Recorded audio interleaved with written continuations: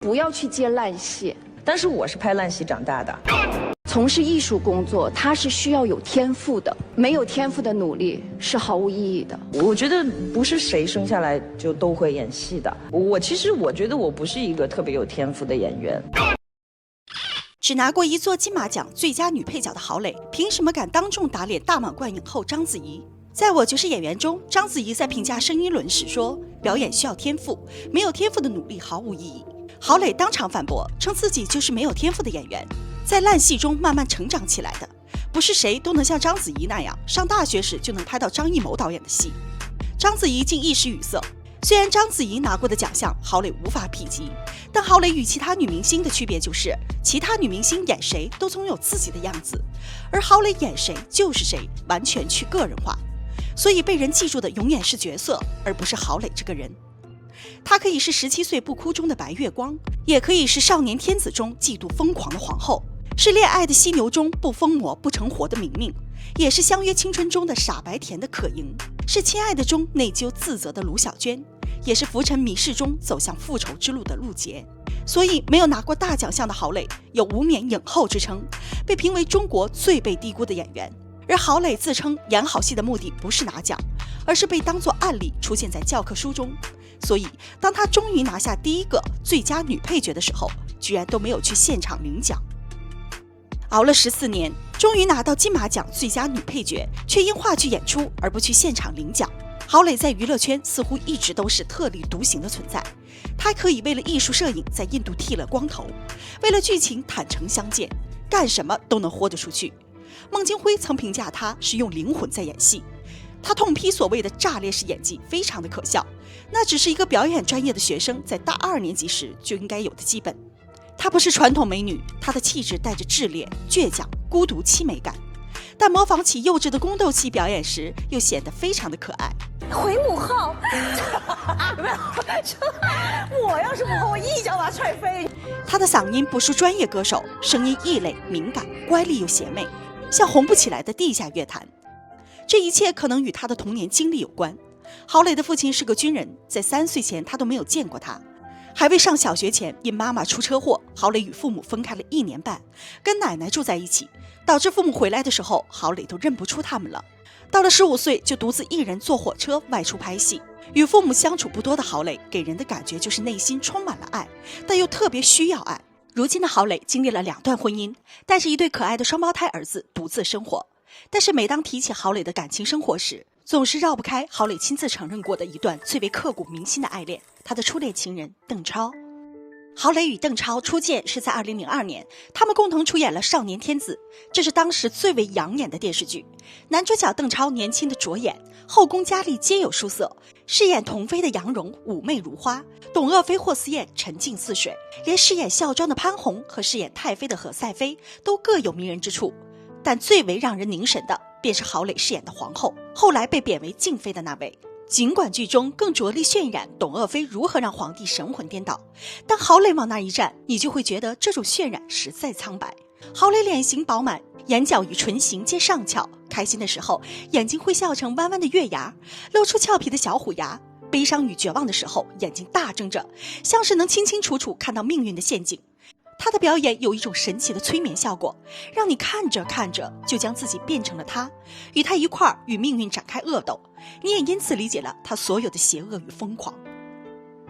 他和邓超的对手戏，愣是把残酷对峙演出了一种相爱相杀的效果。后来自然而然的2个人因戏结缘，成为了娱乐圈里面的一对金童玉女。郝蕾当年有多爱邓超呢？2人在定情之作《少年天子》宣传期间，主持人问郝蕾有什么才艺可以展示，郝蕾的回答是：我的才艺是推荐邓超。当时2个20出头的年轻人可谓爱得热烈，期间还稳固情侣纹身。然而这段感情只维持了3年。对于分手传闻，坊间传闻的是邓超接受不了郝蕾拍了大尺度电影，但郝蕾对这一原因进行了否认，并称这段恋情是最惊心动魄的。邓超当初离开你就是因为你拍了这个戏什么什么什么，那些报道他也是受害者，因为当时我们都是小孩子。对，就是其实我不太愿意提到某一个人的名字，因为我觉得大家现在都各自过自己的生活，他也很幸福，我也很为他开心。我们之间已经当然有很多矛盾。其实让邓超和郝蕾的对手戏变得好看的是他们共同的不羁感。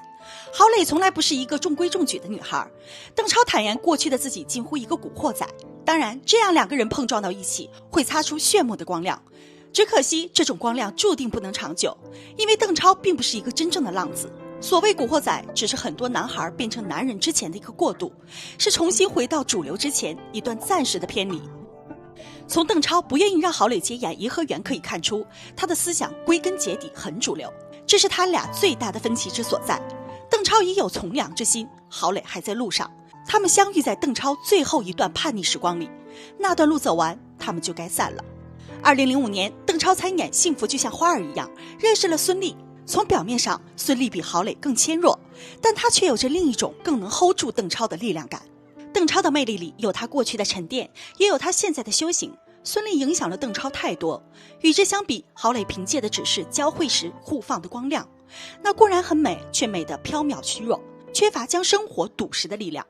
2011年，邓超孙俪结婚当天，郝蕾发了6个字：福临、幸福、快乐。其中福临就是邓超在《少年天子》中扮演的角色。不过很快郝蕾就删除了这条内容，但记者还是没有放过对于这一话题的提问。郝蕾倒是一如往昔的大方回应道：不去祝福呢，我觉得应该祝福的。我不是一个小女人，郝蕾绝不是一个纠结在一个小情绪、小情感。郝蕾可以说是爱的时候热烈勇敢，放的时候淡然洒脱。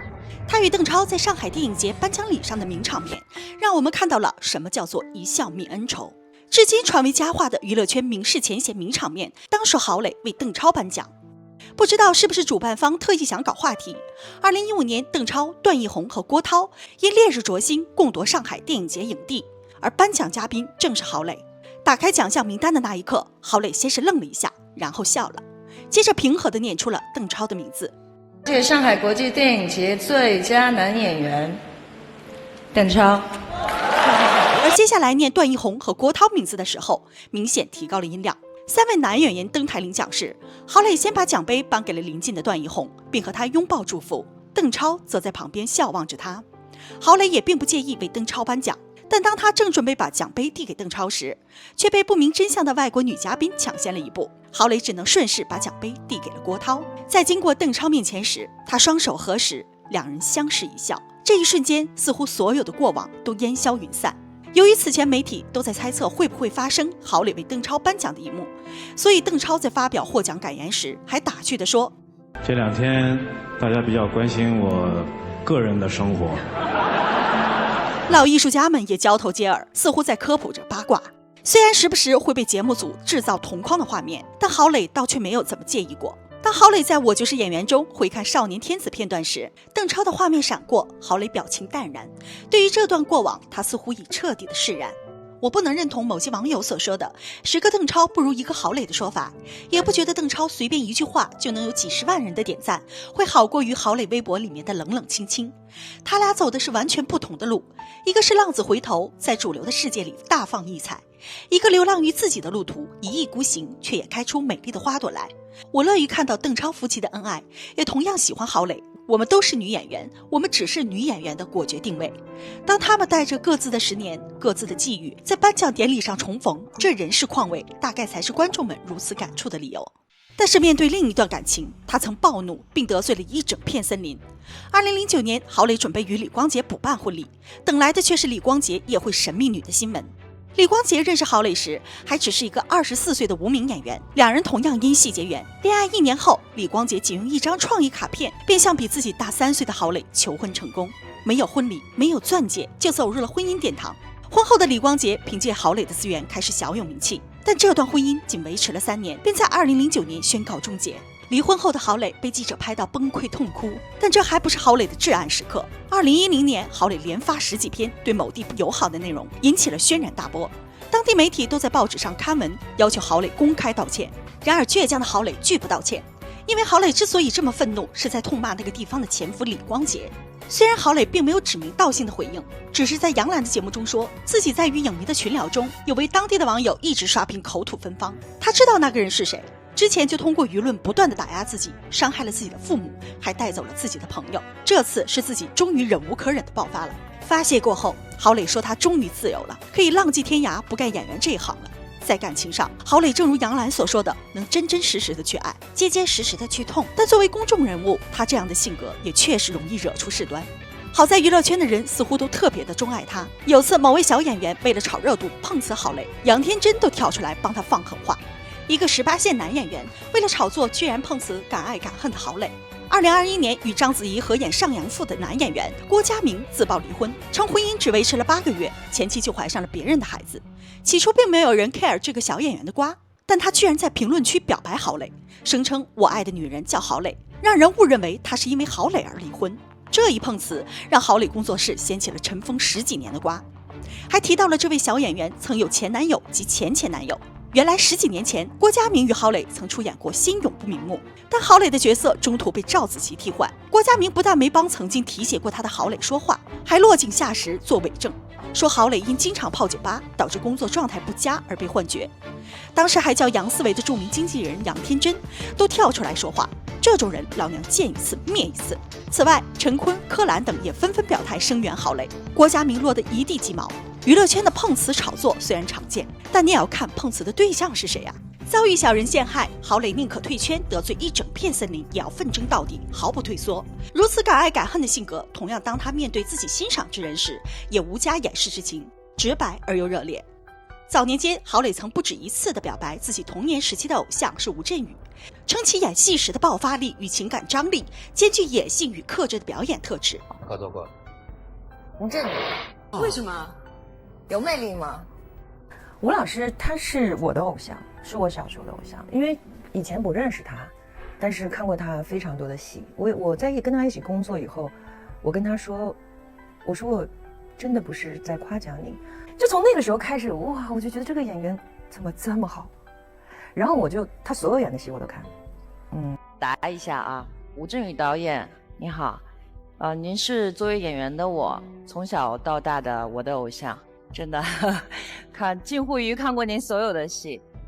那么当少女时期的崇拜照进现实会是怎样的呢？幸亏他带队，不然我提刀就上了。幸亏你没在，我那天还说幸亏这几个没在。打给我吧，我应该打给你。我演过从23岁演的这个话剧啊，慢慢的发现一个配角的台词才这个台词，我觉得真的很多爱情电影的配角才是点题的。两人合作的《无限超越班》网友辣评道，比起看学员表演，更好看的是吴镇宇和郝蕾之间的互动，好磕又励志。两人在节目中对表演的想法高度契合，甚至由于吴镇宇国语不好，当大家都在努力理解消化他的语言时，郝蕾已经将吴镇宇的大白话毫无障碍地升级成表演专业术语，令大家瞬间 get 到吴导师的想法。所以在节目中经常能看到的就是吴镇宇努力地去表达自己，全员蒙圈，郝蕾无衔接同声翻译，吴镇宇连连点头，对对对，就是这个意思的搞笑场面。